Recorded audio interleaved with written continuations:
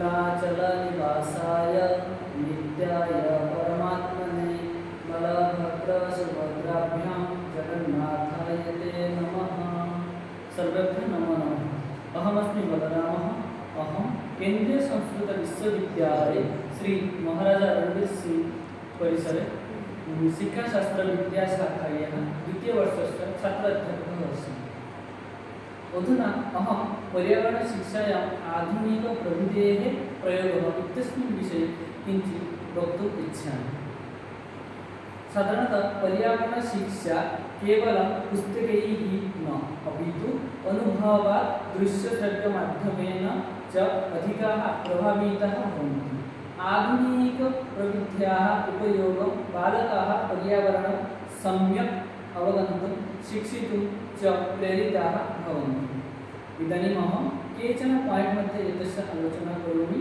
प्रथम पायिण्ट् अस्ति सूचनासञ्चारप्रविधिः इत्यस्मिन् अधीने प्रथमं पायिण्ट् अस्ति अधिगमसामग्री एनिमेशन् वीडियो पीपीटी द्वारा जलचक्र पारिस्थितिकतन्त्रं प्रदूषणप्रभावः इत्यादयः सजीवं दृश्यन्ते।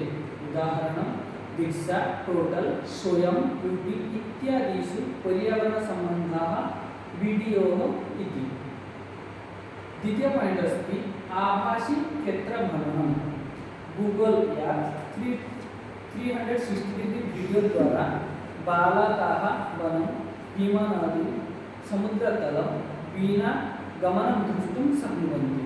तृतीयं पायिण्ट् अस्ति ऑनलाइन प्रश्नोत्तरी लेखनी क्विज इत्यादिभिः पर्यावरणज्ञानस्य मूल्याङ्कनं रञ्जकं भवति।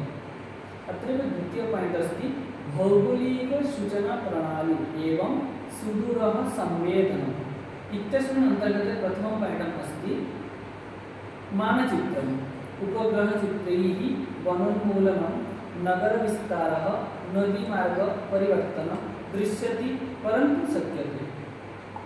द्वितीयमस्ति मोबाइल अनुप्रयोगः इत्यस्मिन् अन्तर्गतं प्रथमं पायिण्ट् अस्ति प्रजातिपरिचयनं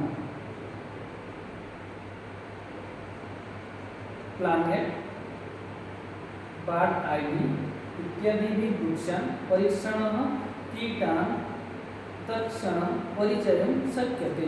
द्वितीयं पायिण्ट् अस्ति वायुगुणवत्ताः मापनम् अर्थात् सफल एयर पोल्यूशन इत्यादिभिः स्थानीयं प्रदूषणस्तरं ज्ञात्वा चर्चां कर्तुं शक्यते। तृतीयं पायिण्ट् अस्ति नागरिकविज्ञानम् अत्रैव सीजन वाच इत्यादिषु बालकाः स्वः अवलोकनं जोजो इत्या वैज्ञानिकः अंकाः निर्माणे सहभागिनः भवन्ति। अत्रैव 4 पायिण्ट् अस्ति संवेदननमूना